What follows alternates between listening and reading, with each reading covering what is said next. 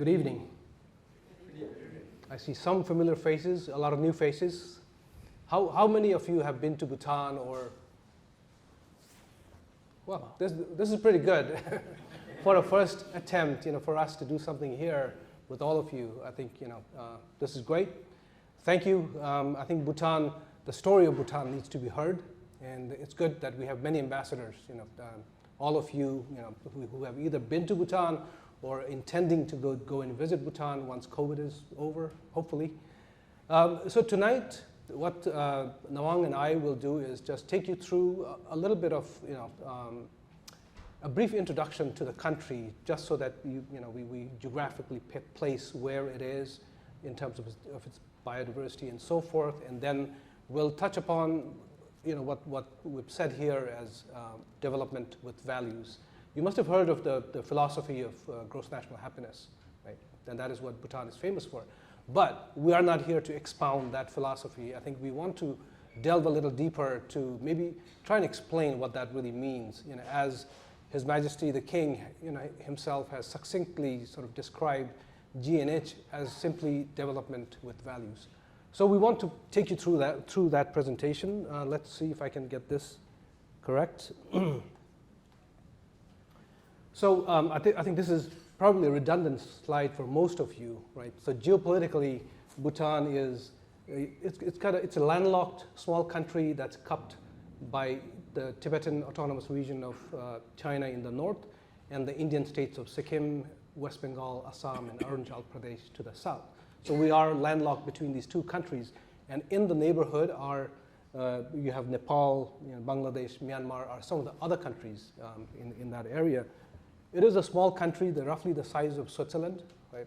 And we have about, this is a little bit outdated figure there, but a little bit close to 750,000 people living in Bhutan. And in addition to that, we have a small GDP. It's about $2.5 billion US. But more interestingly, if you look at this satellite image of where Bhutan is geographically located, you can see the big arc of the Great Himalayas. And Bhutan is situated kind of towards the eastern part of that Himalayan range. But if you go north, you see the vast, desolate expanse of the Tibetan Plateau, the windswept, sort of the wind shadow of the Himalayas. And on the south, you have the fertile floodplains of the Indian, so the Brahmaputra basin just to the south of Bhutan. And as the plains hit the mountains, that's where Bhutan starts. And then we finish with the high Himalayas. Then you kind of, on the other side of it is Tibet. So what's interesting about this is also Bhutan lies rightly, in the path of the moisture-laden monsoon winds, bringing moisture from the Bay of Bengal and so forth. So we are, and as it hits the Himalayas, that's where it drops a lot of the precipitation. So we are situated in an area that has tremendous variability of altitude and temperature, but also precipitation. We have some of the wettest places on the earth in our region.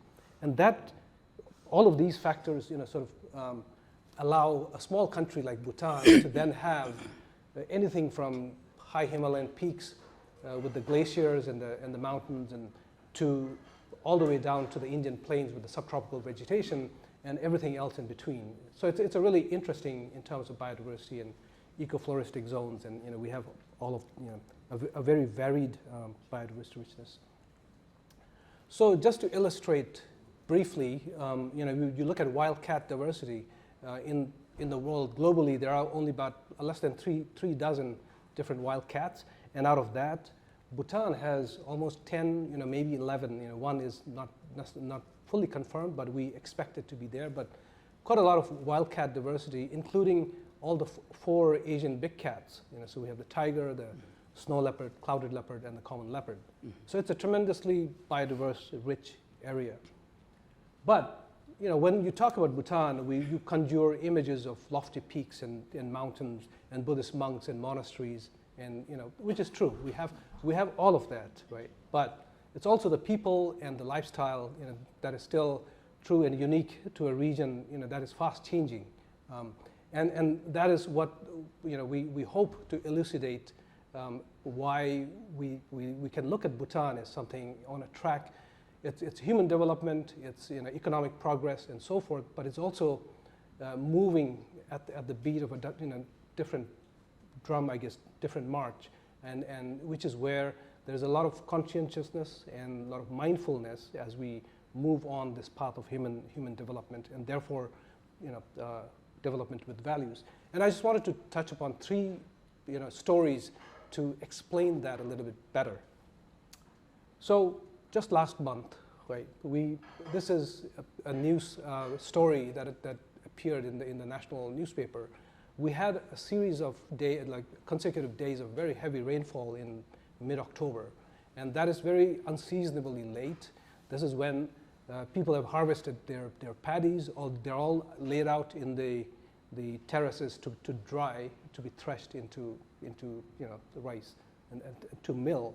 But we got this unexpected heavy rain, and because of which a lot of rice was destroyed. So it's a year's harvest for close to about 850 to 900 farmers. They lost a lot of grains, that would have actually been this year's really nice harvest. So that happens immediately. Then what followed was the Prime Minister was instructed by His Majesty the King to go and visit these farmers and see how best we can help them. If maybe compensation, some form of welfare.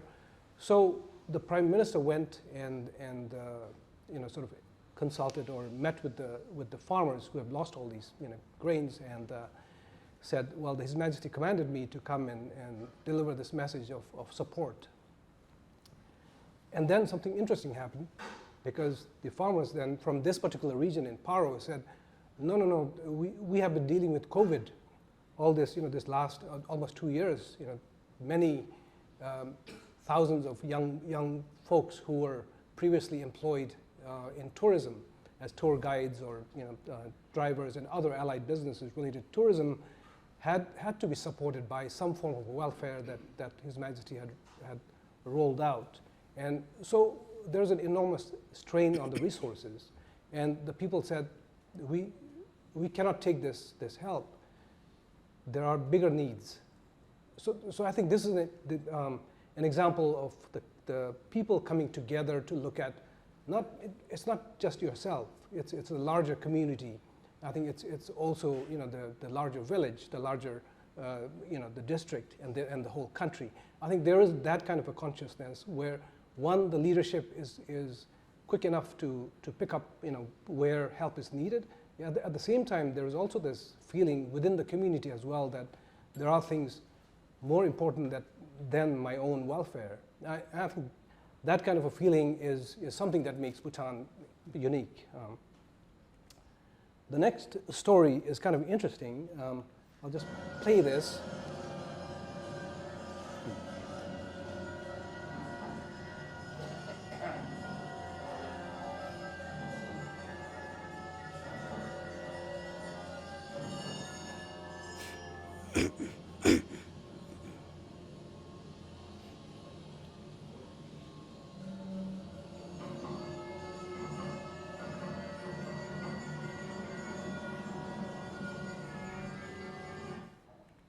So that was blessing the vaccines, right? When the vaccines arrived.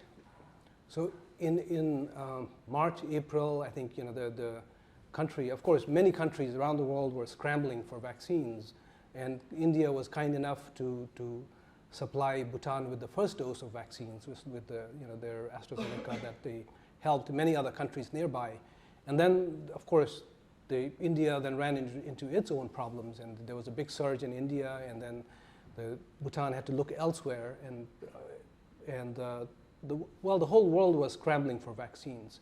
But when the vaccines first arrived in Bhutan, the first thing that happens is you actually bless or consecrate these vaccines.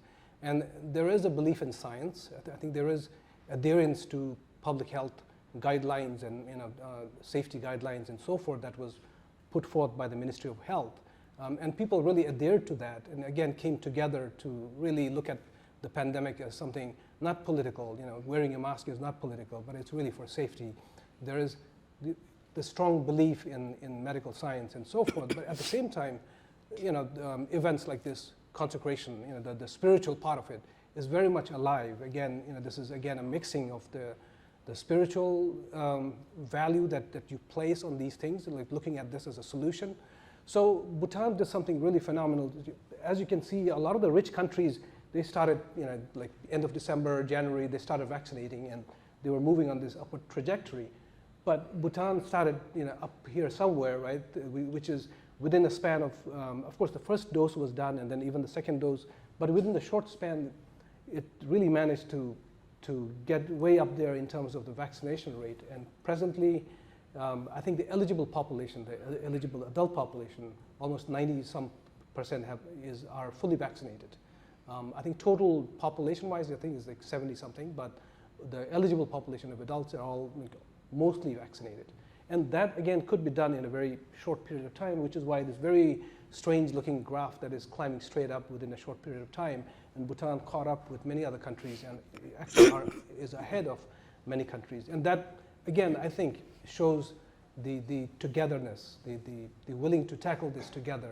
I think the resolve and the leadership and all of this. And I feel these examples explain GNH a little better, right? So again, like I said, we're not here to expound the philosophy and the lofty, description of GNH, but it's really explained by these specific examples. And the third example now I want to lead you through is, for many of you who have been to Bhutan would have visited this place, right? The Tiger's Nest, the iconic, very famous landmark Tiger's Nest Monastery in Paro, which is a must visit. I guess it's on everybody's agenda, and it's a nice hike.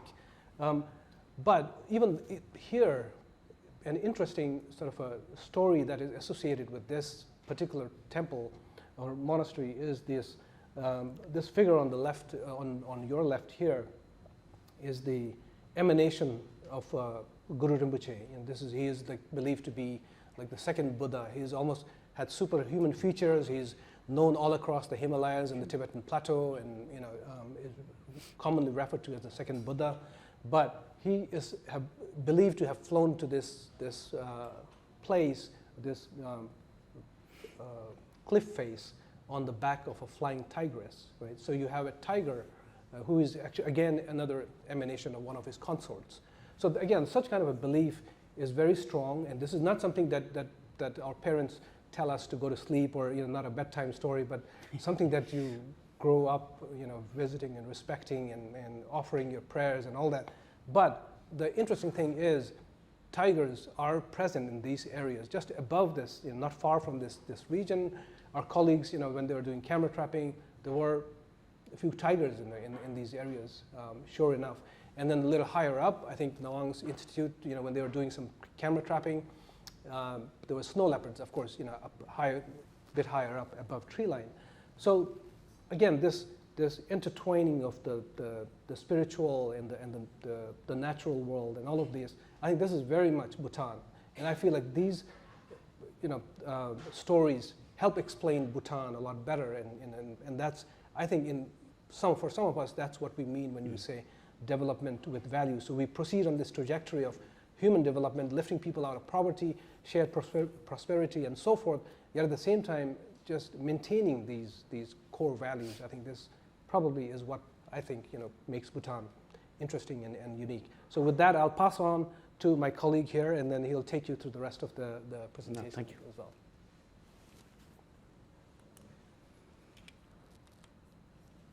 Thank you, Tsewang. Thank you, Freddie. I was just telling Tsewang that the last time I wore a go in London was when I was a student about 2 decades ago. I know many people tell me I'm young, but some of my colleagues have told me that I've aged rapidly. But we were young, we had dinner at the Bhutan Society, and we had a lot of wine and beer, and you know how young men are, so we were in the tube, and we were still with the go, and people were looking at us like, where in the world are you from? So we did come from Scotland. Some of you may think this is a kilt, but it is not. It's go. And the other thing we had to do with Freddie was make sure that we covered our legs so that I know. the cameras don't expose unnecessary parts of our biology. But following on from what Tsewang said, I think when you talk about Bhutan, many people think it is this mystical, magical, whatever sort of country in the Himalayas, and I think in many ways it still remains true. I think Bhutan is definitely very unique in that sense. And the other thing is Bhutan is, in fact, the only last independent tantric country in the entire world. So we have the tantric Buddhist religion as the state religion. So that itself makes things a lot special. And like Sewang was saying, perhaps it's because of those beliefs that many of the policies which Bhutan has promoted, including gross national happiness, I have my own concerns with that, with gross national happiness, but it's very deeply rooted within the tantric Buddhist philosophy. And because of this belief, I think we have been very fortunate, and in addition to the leadership, Bhutan has been very fortunate to have, even today, 70% of our land under forest cover, which has kept us carbon negative so far. But in this era where we are talking about the sixth extinction, forests being lost for palm oil in much of South Asia, forests being lost for beef in much of South America, Bhutan is still, I think, very much a repository of biodiversity. I personally think that in the entire eastern Himalayas, it could well be the last bastion for biodiversity. So here you see a mother with 3 cubs, and whenever we show this, people actually think this is Far East Russia, but it's not. It's actually above Taksang, above the place which Sewang showed. And in many other ways, not only the tantric Buddhism and other things, in many ways because of the development trajectory, Bhutan has also remained very old world in many ways. We are still a very agrarian society. Almost 60% of our people are still tied to the land, depend on agriculture. And that makes us very, very susceptible to things like climate change. And that's where the issue is. Our GDP is also, like Sewang said, less than 3 billion, very, very small.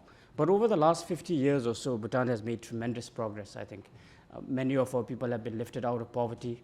Almost 99% of homes have been electrified. For a small nation which is sandwiched between the 2 biggest. So whenever we used to write essays as children, so that was the first line. Bhutan is a small Himalayan kingdom sandwiched between China to the north and India to the south. But that geographic fact is not going to change. But things within Bhutan have rapidly progressed. And I personally think that the dividends of development are yet to be reaped fully, and climate change is definitely knocking at our doorsteps and may upend many of the things which Bhutan has gained over the last half a century or so. Bhutan is still very carbon negative. We only emit 1/3 of what we can, in fact, sequester, as they say. Even if Bhutan were to double carbon emissions tomorrow, we would still be negative. I personally think this is a fascinating thing in today's world, where the rest of the world is talking about, oh, we're going to stop deforestation by 2030. I just think to myself, why can't they do it tomorrow? Oh, we're going to be net zero by 2050. We, as a species, that means that we are still going to pollute for the next 20 to 30 years. I'm an idealist, but I also am a sort of pessimist. So, but that's sort of a very negative, ridiculous kind of assertion we as a species are making, I think. There are also supposed to be 2 other countries which are carbon negative, but if they were to double their emissions today, I doubt they will be negative. So Bhutan is, in fact, I think the only truly carbon negative country in today's world. Our per capita carbon emissions are very, very low. I think we emit about 2.5. China emits about 2.10, and of course the United States emits a lot of this carbon. And the whole thing about the Glasgow thing is, I know that there are many colleagues from India, is about parity. So the last COP I attended was in Copenhagen in Denmark, and I always joke that it's a bad thing to do COP in cold countries. You cannot talk about global warming when the weather is dark and dank, and basically the temperatures are quite low.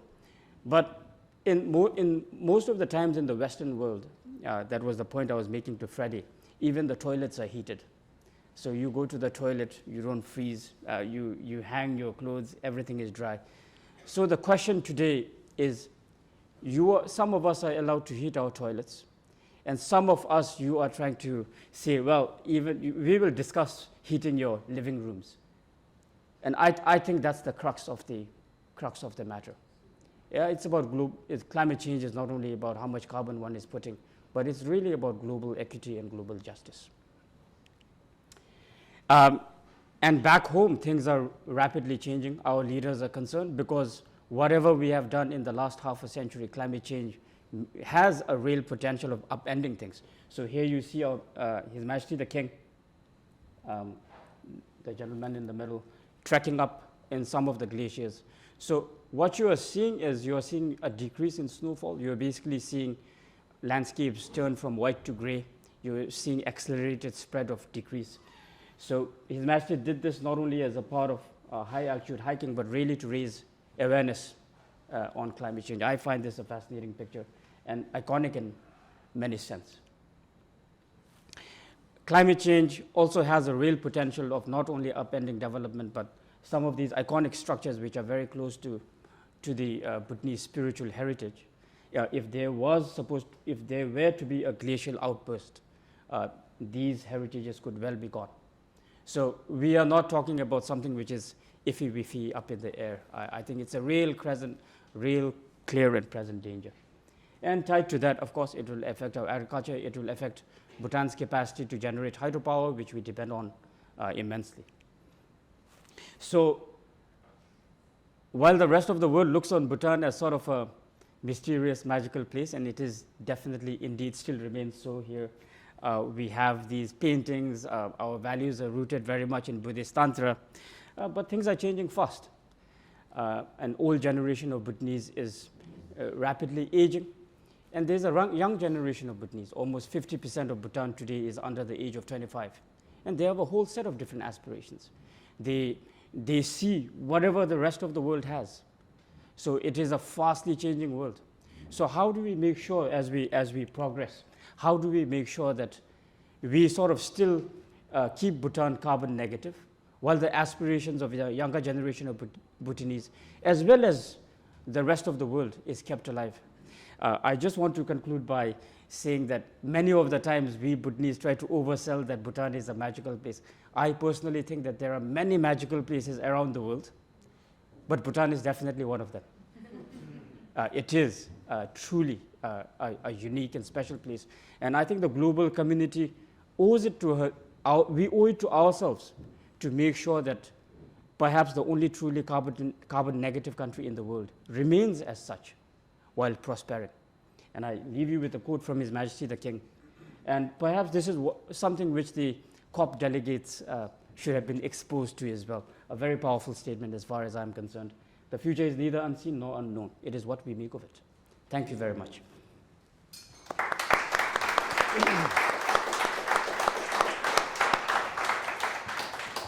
Following those inspiring words, we're going to segue into the second part, which, as I mentioned, was the discussion. So please join me in welcoming our co-founder here at the Conduit, our Chief Creative Officer, Paul Fensale.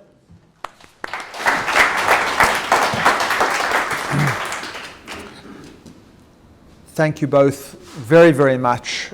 Mic working? Good. I'll do that. Great. Thank you both very, very much for that presentation. So we spent some time together at COP, and I am very interested to kick off the conversation because you have a unique moral authority with which to evaluate COP because you come to it as a carbon negative nation. So perhaps for those people assembled here who want a kind of readout from the perspective, from your unique perspective, can you give me a sense of what you thought about COP?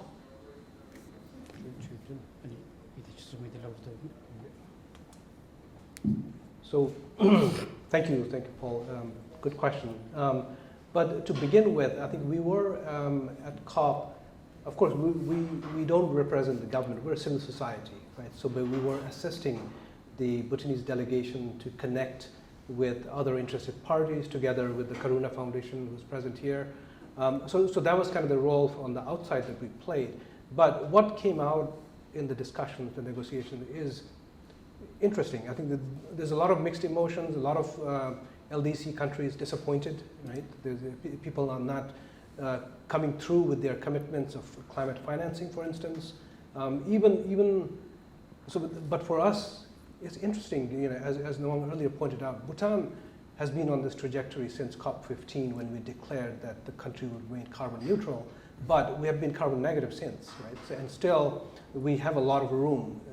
But I think just saying that we will remain carbon neutral I think it's not an inspiring goal, because we are carbon negative. We don't want to emit and become carbon neutral, but there's so much that Bhutan can do and lead, I think, by example. But COP, even getting the language of putting in this unabated coal, phasing out unabated coal, which is again a way of saying that we'll still use coal, but it's go a little slow on that one. So those kind of, I think, just these wordsmithing, and we find it very frustrating. I think a lot of the LDC countries are again frustrated not only with those kind of negotiations, but really the commitment in allowing them to do mitigation and adaptation, which is pretty important for a lot of the countries that are affected now. It's not like 2030 or 2050 we're going to be affected, but it's really now. But also then using language such as, we'll help with mitigation, but with technical assistance. I think somebody rightly gave the analogy saying that, that really means then, if your house is on fire, we'll give you the money to do an assessment of the damage, not really like reparations or, So from all of this, I think from the outside, when we look at this, it's kind of a long drawn process, but I think Bhutan is on a track. There are so many priorities that on the ground we need to, move ahead with, and I think we cannot wait for the rest of the world to catch up. Bhutan is right there in the eastern Himalayas. We bear the brunt of climate change with fast, like I said, the unseasonable erratic weather patterns and all of these. So we are being affected. So we need to have strategies and work on the ground, and which is where I think, augmenting what the government is doing at the central level, but there's so much that private individuals and civil society can do as well. So that's where we would like to focus. Yeah. So you mentioned the coal example, and you happen to be sandwiched between, I don't want to cause a diplomatic incident, but you happen to be sandwiched between two coal-offending nations, if I may put it politely, and one of whom at the 11th hour diluted down the language in relation to the coal commitment at COP. But I was very struck that there are really two COPs, not one COP. So there's the official COP, which has really a lowest common denominator approach, that you have to produce global consensus amongst close to 200 nations. Any nation at the 11th hour can intervene to dilute or change the findings made or the commitments made. And then there's a second COP, which I think is the COP that your country can potentially play a very interesting role at, which is not the lowest common denominator, but in some ways the highest common numerator, to coin a phrase, where you bring together groups of people who have higher aspirations, and you try and agree on how you can make rapid progress where the laggards can't hold you back. So in that, there's some ways in which cynics might dismiss the Bhutan experience as you're a small country, you're largely agrarian, you're very sui generis, you're not really easily replicated, and therefore the demonstration effect is not, you don't really have a lot to teach the rest of the world. I suspect that's not the case. So tell us, what parts of the Bhutanese experience do you think are in fact translatable to other nations as they try and place themselves on a path not to net zero, but to net negative, which is, I think, the correct aspiration? I'm tempted to pass it on to him. No, don't. You both have tons of expertise. Okay. It's your turn. I think that's a difficult question. Usually, there is, in a sense, that Bhutan gets brushed off because we are a very small zone and so forth. I just want to make a couple of points. One, when it comes to COP, there are definitely certain good things, but in my opinion, this is one of the big experiments at how do you manage common pool resources. The tragedy of the commons is definitely true in this case, So we have Western countries who are able to pollute and take out a major chunk of the carbon budget for themselves and for their own prosperity. So where do we fit in? I think then it goes back to values, and I think gross national happiness, that may be, in a sense, what gross national happiness is, like empathy, being mindful of your own share, that you don't step on somebody else's toes, so on and so forth. So basic human values, if we're able to scale it up and translate, it might create a better world, but I don't really have an answer for how we want to do that. But I think I'll jump back to the values.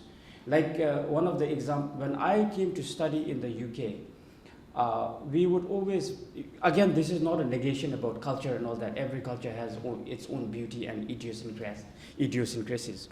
But I would always be surprised to find my friends, they would just take out a Mars bar or something and they just eat it. There is no hesitation there. But in Bhutan, we would never do that. If I open something and if somebody is there, I would always offer it. That's how we were, it's ingrained. Yeah. But after 3 years here, I went back and I had no hesitation. I would just open the bar of chocolate and I would eat it, and my friends would, this guy has turned into a jerk. I think those kind of values, I think need to be spoken more about. Yeah. Yeah, and also just to add to that, I think Bhutan, yes, I think we do get people saying, oh, it's a small country, it's manageable and all that. But per capita, you look at what Bhutan has achieved. Also, is it really by default or by design? I mean, that is the distinction that we have to make as well. It's not because we were not able to. I mean, going far back as 1999 or 2000, Bhutan stopped exporting raw timber, for instance, to protect its forest cover. Again, enshrined in the Constitution, it says that we will keep or maintain forest cover, at least 60% of the country forested at all times. So these are deliberate attempts. It's not accidental. It's not by default. So that is true. But at the same time, I think again, we cannot assign everything to saying that it's a small country, it's manageable. We do have challenges, of course, right? We are still a developing country. It's still on the track to becoming what they call a middle-income country. But COVID has come. There's so much impact on the economy now. A lot of people, young people, are unemployed. So the challenge of youth unemployment is huge. So it's not a Shangri-La that people sometimes equate us with. Many things are going well. At the same time, we do have real challenges as well. So it's a lot of it is by design, but also maybe some because of the geographical situation and all that could be that as well. So Nawang, I was listening carefully, and you said something which I think was a throwaway, but I suspect there's something more interesting at stake. You said something along the lines of you have some difficulties with gross domestic happiness.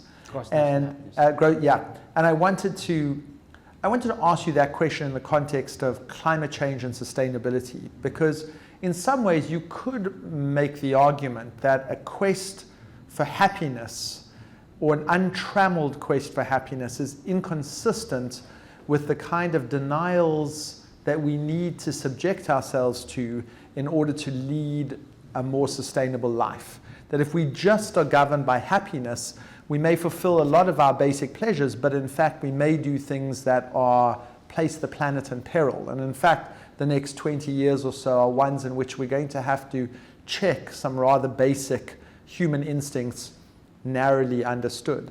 And so I want to ask both of you how one of the things that I think is remarkable and that you're justly famous for is a commitment to happiness, whether you think there might be a philosophical tension at some points between that and a commitment to sustainability.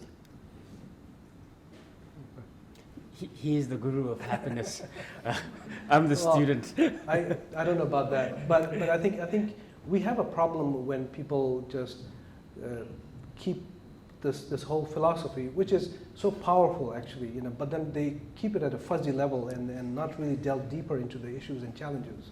I think that is what we don't intend to do, and we always try to say that we're not expounding on this philosophy. This is again something that is noble and has worked well for Bhutan. But again, I would differ in the definition of happiness there too. It's not not your own personal happiness, it's contentment. It's contentment of society, of having fairness and equity and justice and all of those as well. So that is a bigger part of what gross national happiness is, and not necessarily just individual being happy as one would just simply describe, I guess. So we do have issues with that, when people take it like that, but also in specific to climate change, let's say, transportation, for example. Our policy, we have a lot of great policies and guidelines and all that, but implementation is always a challenge. In fact, we get a little restless, and we feel some things can be fast-tracked, but then sometimes policies are such that you talk about carbon emissions and all that, but we're not stopping import of the combustion engine cars, right? We're not thinking of long-term about maybe greening the transportation sector, for instance, seriously about it. We talk about it in some of the guidelines, but we're not, again, laying out strong strategies to really adopt that and go full head-on with some of these.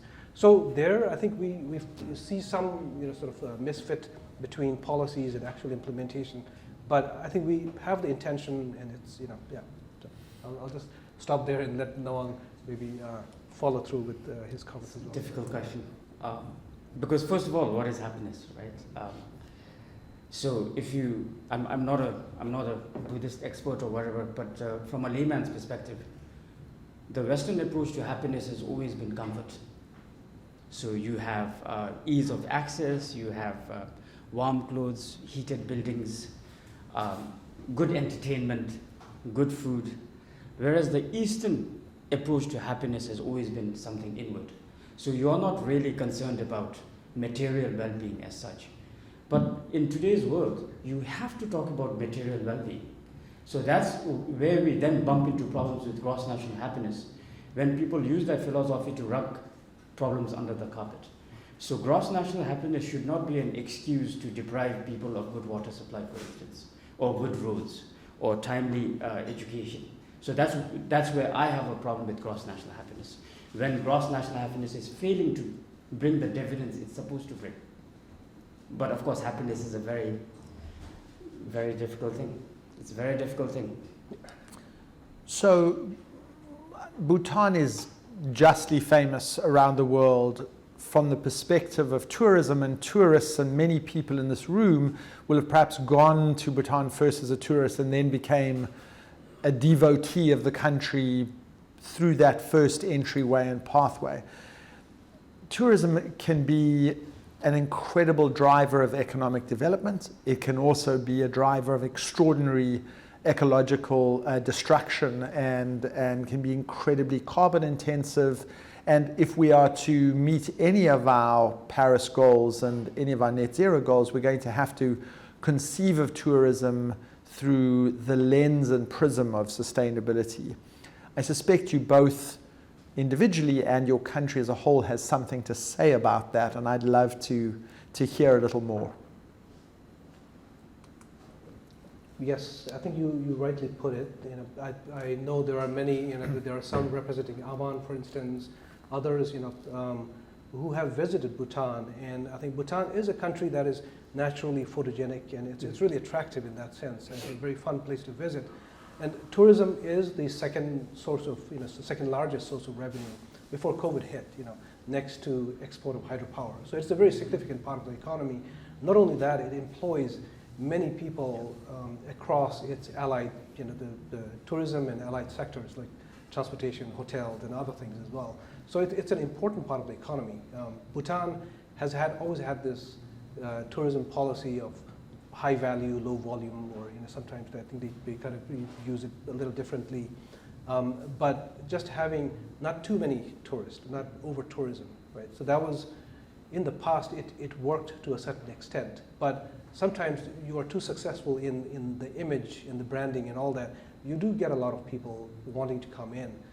However, I think we are restrained by infrastructure. So that kind of automatically puts a limit, like the number of seats on the plane, on the flights, limited flights, hotels all get booked up. So that is a natural sort of a filter for maintaining that. But I think consciously there's always been an effort to go the route of sustainable tourism. But I think, and of course, trekking and nature-based tourism and homestays, that's picked up quite a bit in the last 10 years or so. So it is the right direction, but at the same time, we are also facing a little bit of over-tourism in some of our really important places, such as the Tiger's Nest that we just talked about. And again, a lot of these places are not only tourist places, these are also important sites for locals. We go there on very auspicious days and you see hundreds and thousands of people, but then you add on top of that, you have a lot of visitors as well. So it is becoming a problem in some of these areas, but we, again, like I said, we do have sustainable tourism strategies and all that in place, but how it plays out, I think COVID probably presents an opportunity for us to reassess and try to be a little bit more, sort of design, sort of definitive about moving along that path as well. So I'm told you are the last surviving independent Himalayan Buddhist kingdom. Yes, we are. And I want to ask you this question from the perspective of a person who is a South African human rights lawyer who witnessed the transition from autocratic to democratic rule in my own country. And when we were together in COP, I was asked, perhaps for that reason, to participate in a New York Times debate about which system is better equipped to deal with the path towards net zero, democratic regimes or authoritarian regimes. And there were three debaters on each side, so 6 debates in all. I was called to be a judge. This was in the New York Times Climate Hub in COP, so you can imagine who's in that room. It's kind of not a Donald Trump crowd. It's a kind of progressive group of people. And at the end of the debate, the authoritarians won. Wow. And the room voted in favor of authoritarian rule as being better equipped to deal with the challenges of climate change. Now, as a human rights lawyer and as a Democrat, that made me unbelievably uncomfortable and sad. And if you take China out of the example, the group of authoritarian regimes that have good climate records diminishes very rapidly. So I'd like to ask you guys that, because you have an exemplary climate record by some reckoning, but you're also a kingdom. And I'd like you both to reflect on that tension, because I think it's sort of an elephant in a room, and it's just an interesting question to have you reflect on. I personally think it's not so much about whether it's a democracy or whether it's an authoritarian regime. I think the elephant in the room is education. And how do we educate a world where we produce a next generation of global citizens who really care about the planet, who really care about things like justice and equity? It's nothing to do with what kind of governance is in place. I think we need to build that world from the bottom up. That's what I think. And education in many parts of the world today are not, again, failing to deliver that dividends. Education, I mean, not only to read and write, but values like empathy, again, courage, things like that. How do we, because in today's Western world, I also understand that many children, despite really high gross domestic product, suffer from things like a lot of mental problems. Our younger generation still have a lot of those issues. So how do we do education? I think that might be a game changer.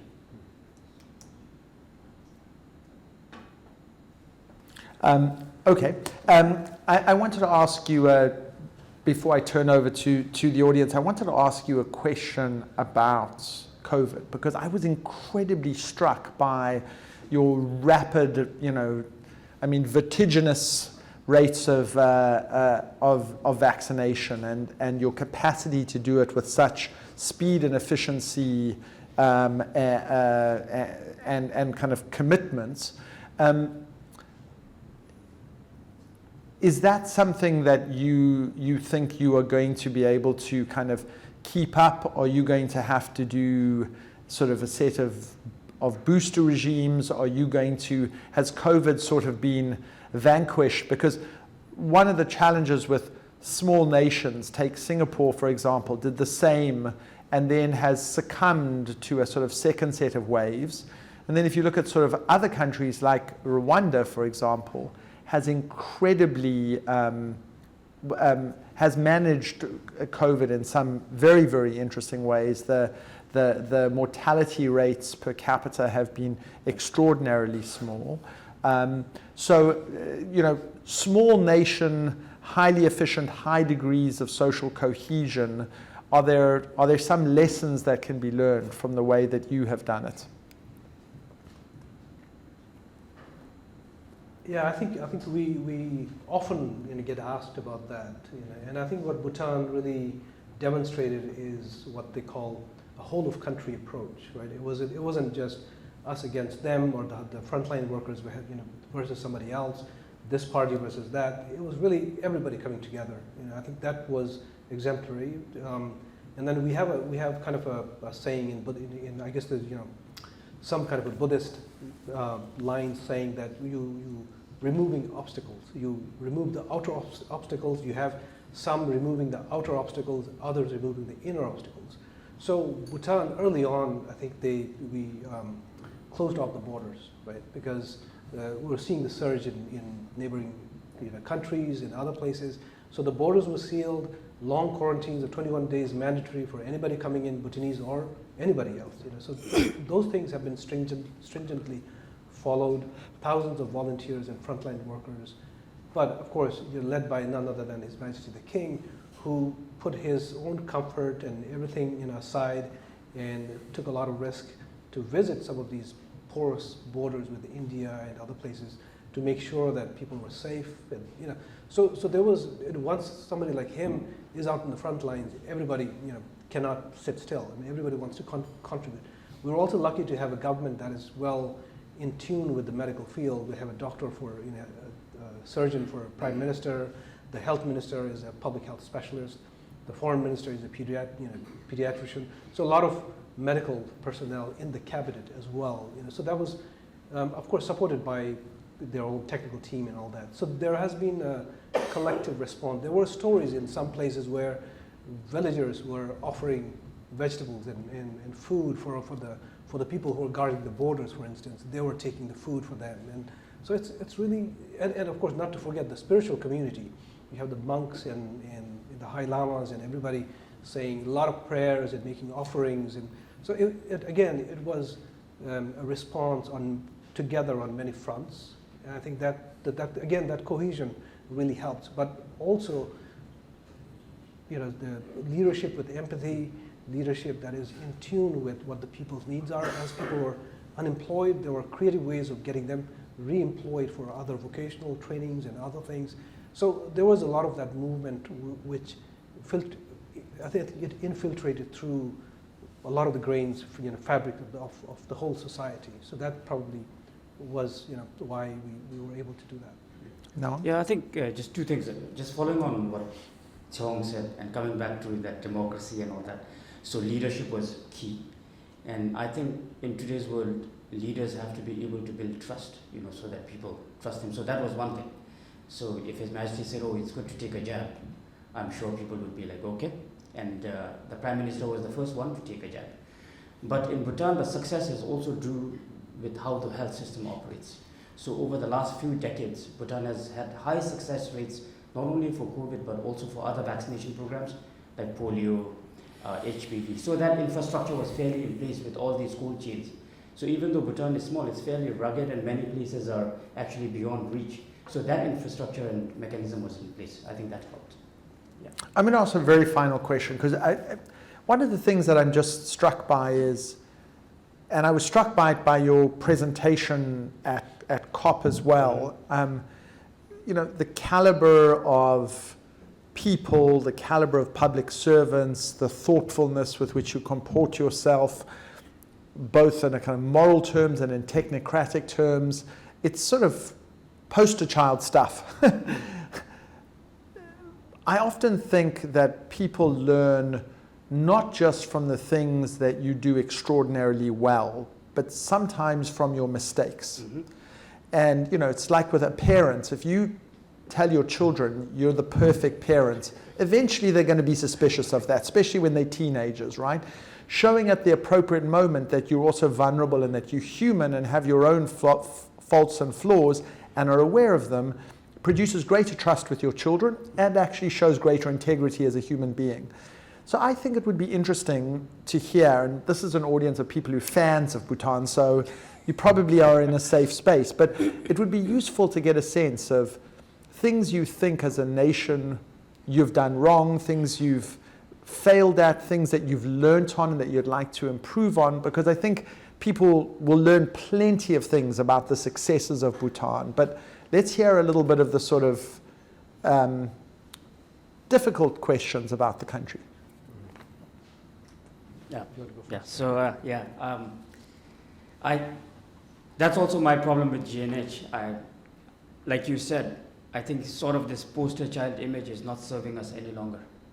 I think Bhutanese, we learn English, so whenever we travel in the West, they say, "Oh, you're such a good English. Your English is fantastic." But I think we need to move beyond that. Do things which matter. Fix things on the ground. I think the education system, for instance, needs a revamp. Stuff like that. So for Bhutan now, the time to use gross national happiness to, just sell this image a bit more is far. I think that train has to be stopped. I think now as a country we need to ask the real serious questions about jobs. How do we create jobs? Even though we are small, given that our economy is small, youth are still unemployed. Our education policy has made sure that every youth is educated, which means they do not want to go back to the farms and work, stuff like that. So how do we reboot an entire country? So I feel Bhutan is really at a sort of crossroad, because in the next 2 years we're going to graduate. I personally think that we are not ready, but whoever the experts are, they are telling us that, now you guys are middle income country, lower middle income country in the next 2 years. So we have 1.5 years to sort our, I don't want to use the word, but sort our thing out. And then there's always this thing that countries usually then get stuck in that middle income trap or whatever they call it. So how do we again prepare to make sure that transition is smooth and effective and fast? So yeah, a lot of problems. Yeah, I totally agree. I think we really need to move away from this fuzzy, fluffy idea of GNH as just this lofty philosophy, but I think how do you make it real? Just bringing it down to ground. Even the climate commitments and all that. It's wonderful that Bhutan has pledged carbon neutrality and all that. But again, in my opinion, carbon neutrality is not inspiring at all when the country is carbon negative right now. And as Nawang was pointing out, even if we double our emissions, we will still be carbon negative. So why can't we use that instead? So carbon neutrality is just not something that is impressive in the context of Bhutan. But what has gone wrong, or there are challenges. Our population is scattered in all these mountain hamlets, and we do have. Education is a big hurdle. Again, the quality of education that a lot of our youngsters receive versus the jobs that are out there and the vocations that are really needed in the country are mismatched. I think it's time that we reform some of that, and I think it's on a lot of decision makers' radars as well. But I think the private sector and the civil society has a big role to play as well. I feel which is where many of you come in. And I think we have some of you representing entrepreneurs in Bhutan, like breeding the next generation of entrepreneurs, like Loden Foundation, and many other partners that are trying to do these things and fill in these gaps. And I think we cannot just leave it to the government alone to take Bhutan on this path, but really I think the civil society also has to step up, and private finance and all these other avenues that we need to explore, and which is also why we were there at COP in a very private, sort of a supportive role to explore all of these other opportunities as well. Yeah. So I guess challenges, we have plenty. I mean, I think in terms of, again, simple things like development. We talk about water supply. 40, 50 years ago, the irrigation and the water supply schemes took the water to a tap stand in the village, right? So which is shared by a couple of houses. 50 years down the road, even now, our success in ticking off that box of having supplied water to this village might still be a tap stand, and not really thinking of, well, can we go beyond that and put it inside the house? Maybe that could revolutionize maybe kitchens and toilets and other things as well. So a little bit of thinking along those lines would also be very helpful, I think. And so we need people in the civil service and people who are making the decisions to also be able to think, a little bit beyond what the easier, again, the lowest common denominator, going beyond that. So. I'm so grateful to both of you. I thought that was an absolutely fascinating conversation. It was substantive and thoughtful and wasn't just cheerleading, but it showed an intelligence and an honesty and an openness and a great testament to your country. So thank you very much. Thank you. Thank you so much.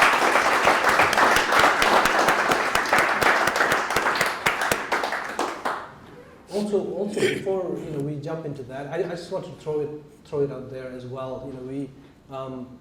Our more information can be found on these websites. But in addition to that, there is also a Bhutan UK society, UK Bhutan Society, and some key members are present here as well. So they are usually the UK based.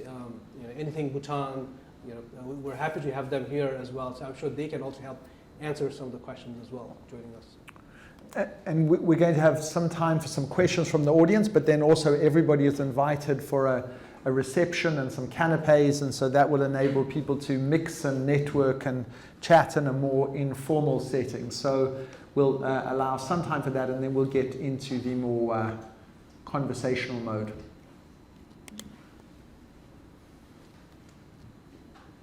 Hello, I'm Saliha. I used to go to this school in Bhutan in the 1980s, Zampa Junior High School in Thimphu, and I just wanted to thank you. You're so humble.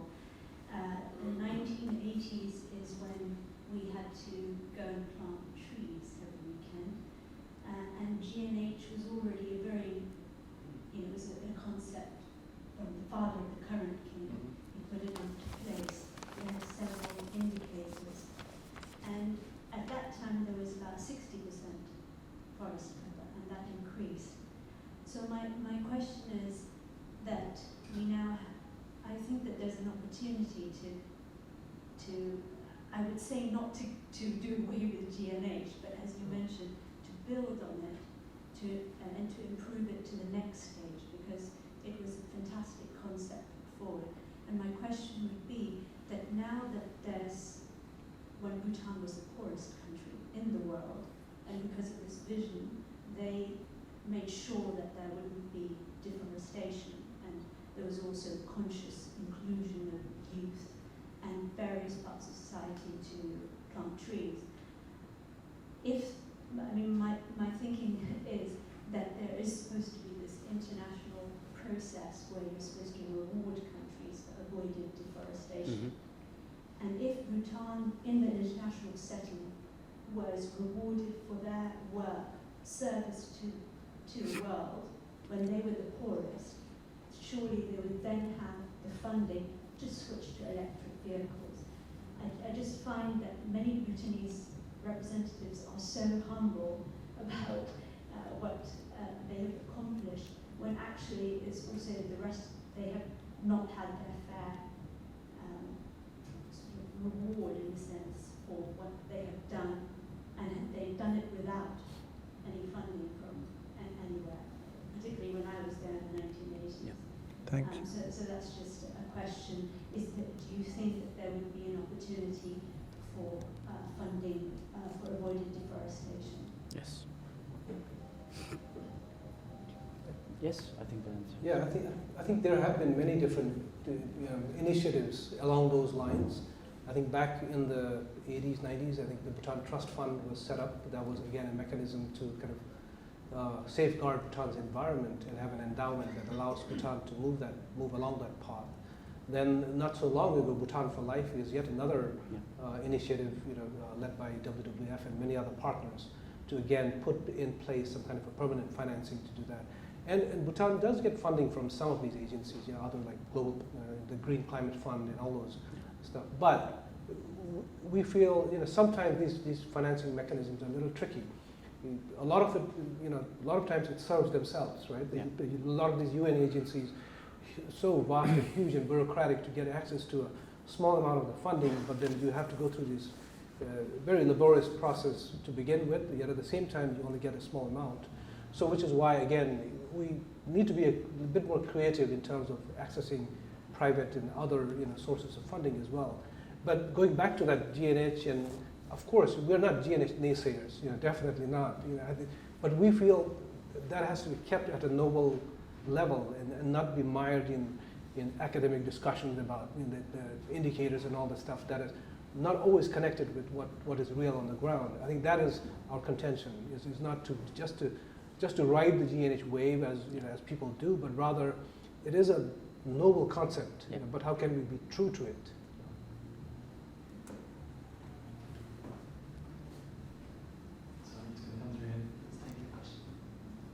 Thank you.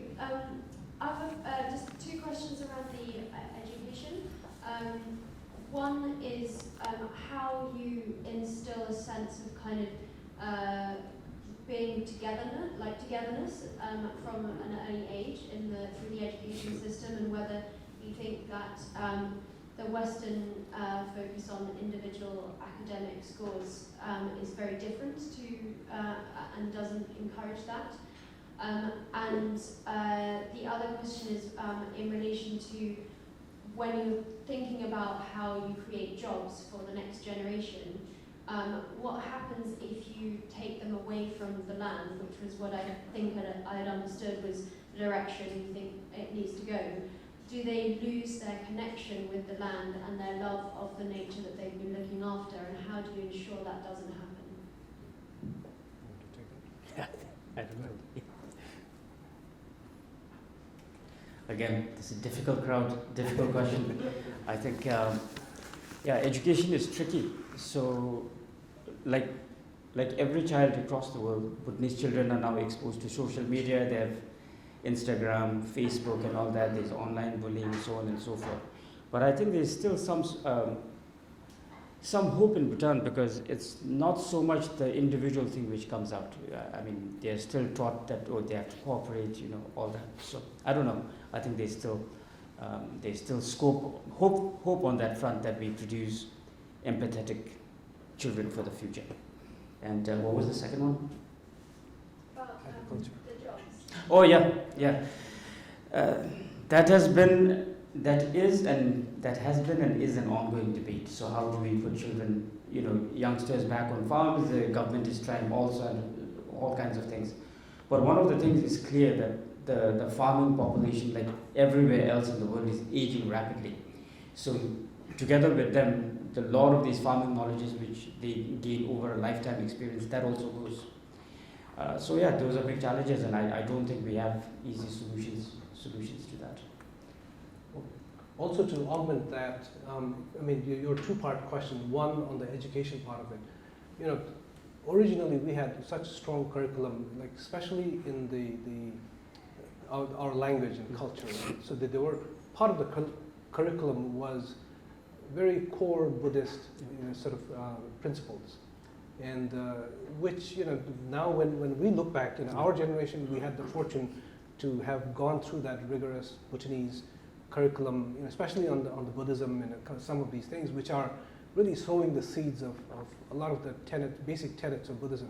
So right now, if we listen to a very well renowned Rinpoche in the West giving a teaching, could be the highest Lama, but I can understand, because the seeds were sown. I can really pick up from there. But sometimes, in the name of modernizing the curriculum, making it relevant, while we toy around with the English and the math and other things, people have also toyed with this, the curriculum that was very good, but then they watered it down, and that's personally, I think that's a concern when our younger generation cannot have the access to such strong curriculum. Farming, yes, I think COVID has been an eye-opener. During COVID, because the borders were sealed, food security was on everybody's minds. A lot of young people, because when they were unemployed, they went back to the villages, formed farming cooperatives, and they are doing some interesting things right now, in working in their communities, working on these farms, but also mechanizing it a little bit, also using digital platforms a little bit. So it's an interesting time for that evolution also, to make farming a little bit more interesting for the younger generation. Unfortunately, I think that's only all the time we have for questions, but do stay on afterwards for the drinks and canapes to ask more. So just to close by thanking you, Shewang and Norbu, for a fantastic and really elevating and transporting presentation. We feel really privileged here at the Conduit that Bhutan, as the chair of the least developed countries, whilst in the UK, before you head back to Bhutan, you chose the Conduit to do this presentation this evening. So with huge gratitude for coming to us and for presenting to our members and to some guests this evening. So please join me one final time to thank our esteemed panel.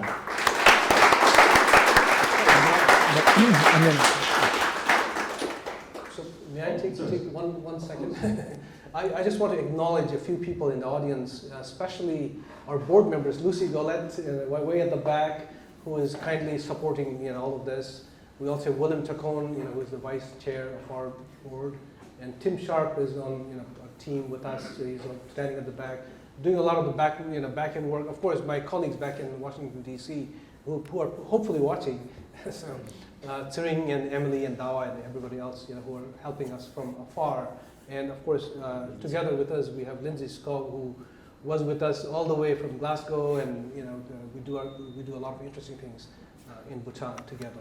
And again, thank you for coming, and please enjoy and come talk to us, and let's talk more. Thank you for your support.